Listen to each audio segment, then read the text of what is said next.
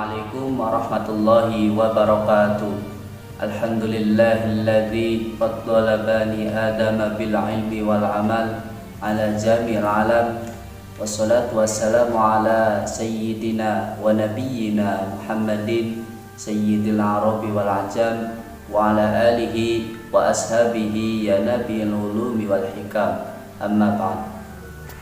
Yang saya hormati Bapak Guntur Cahyono MPD selaku pengampu mata kuliah pengembangan kurikulum PAI, dan yang saya hormati juga teman-teman seperjuanganku yang saya banggakan dan saya cintai. Oke, saya selaku moderator akan membawakan jalannya presentasi pada kali ini. Kami dari kelompok 1 beranggotakan yang pertama Inka Fitriana, yang kedua Muhammad Sihabuddin, yang ketiga Muhammad Akhyar Fathuddin, yang keempat Supriyadi Abdillah, yang kelima Khairun Nikmah, dan yang terakhir Nazilah Awaliyah. Kemudian judul yang akan kami bahas pada kali ini adalah pengertian dan hakikat kurikulum. Mungkin langsung saja penjelasannya akan disampaikan oleh teman-teman saya. Hakikat kurikulum menurut Taylor Alexander dan Lewis 1981 membuat kategori rumusan pengertian kurikulum, yakni kurikulum sebagai rencana tentang mata pelajaran atau bahan-bahan pelajaran. Kemudian kita akan membahas tentang pengertian kurikulum. Kurikulum adalah pedoman mendasar dalam proses pembelajaran. Dan selanjutnya, pengertian kurikulum secara modern adalah merupakan suatu usaha yang terencana dan terorganisir untuk menciptakan pengalaman belajar oleh peserta didik yang dinaungi oleh sekolah atau lembaga pendidikan yang terkait untuk mencapai suatu tujuan yang diharapkan. Untuk yang ketiga, pengertian kurikulum secara tradisional. Kurikulum secara tradisional merupakan rencana pembelajaran di suatu sekolah yang mencakup materi-materi yang harus ditempuh di sekolah. Konsep dasar kurikulum ada 3 bagian, yaitu yang pertama konsep kurikulum sebagai suatu substansi, dan yang kedua adalah kurikulum sebagai suatu sistem, yaitu sistem kurikulum, dan yang ketiga kurikulum sebagai suatu bidang studi, yaitu bidang studi kurikulum. Nah, selanjutnya adalah fungsi kurikulum dalam pendidikan. Fungsi yang pertama yaitu fungsi penyesuaian.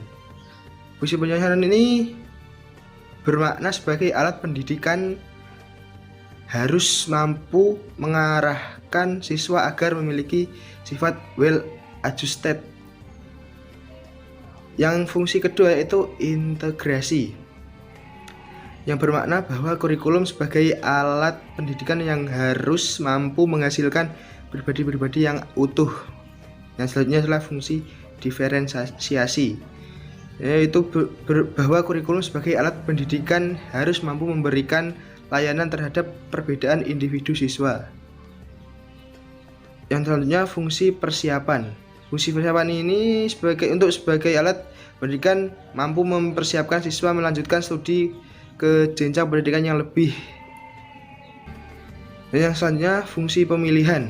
Fungsi pemilihan ini bermakna bahwa kurikulum sebagai alat pendidikan yang harus mampu memberikan kesempatan kepada siswa untuk memilih program-program belajar yang sesuai dengan kemampuan dan niatnya. Yang terakhir yaitu fungsi diagnostik, bermakna bahwa kurikulum sebagai alat pendidikan harus mampu membantu dan mengarahkan siswa untuk dapat memahami dan menerima potensi dan kelemahan-kelemahan yang ada pada dirinya. Yaitu peran kurikulum dalam pendidikan. Yang pertama, peran konservatif. Peran konservatif kurikulum adalah melestarikan berbagai nilai budaya sebagai warisan masa lalu, dikaitkan dengan era globalisasi sebagai akibat kemajuan ilmu pengetahuan dan teknologi yang memungkinkan mudahnya pengaruh budaya asing menggerogoti budaya lokal. Yang kedua, peranan kreatif. Kurikulum harus mampu mengembangkan sesuatu yang baru sesuai dengan perkembangan yang terjadi dan kebutuhan-kebutuhan masyarakat pada masa sekarang dan masa mendatang. Yang ketiga yaitu peranan kritis dan evaluatif. Kurikulum berperan untuk menyeleksi nilai dan budaya mana yang perlu dipertahankan, dan nilai atau budaya baru mana yang harus dimiliki oleh anak didik. Selanjutnya yaitu karakteristik kurikulum. Karakteristik kurikulum yaitu pemberian otonomi luas kepada sekolah dan satuan pendidikan, partisipasi masyarakat dan orang tua yang tinggi, kepemimpinan yang demokratis dan profesional, serta tim kerja yang kompak dan transparan. Selanjutnya, kurikulum memungkinkan sekolah untuk meningkatkan pengajaran dengan sendirinya, dan itu adaptif dengan lingkungan dan kebutuhan masyarakat. Dalam kegiatan, guru harus memilih dan menggunakan strategi yang melibatkan siswa secara aktif dalam studi dan memberikan masalah yang memerlukan jawaban dibuka dan penelitian.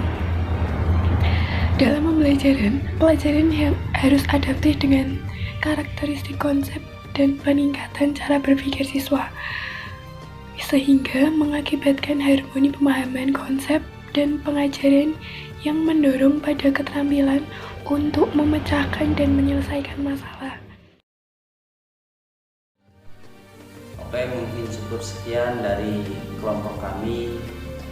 Saya selaku moderator mewakili teman-teman saya mengucapkan mohon maaf apabila ada kata-kata yang kurang berkenan dan ada kata-kata yang keliru, mohon dimaafkan. Kurang dan lebihnya mohon maaf. Wallahumma biq ila aqwamit thoriq. Assalamualaikum warahmatullahi wabarakatuh.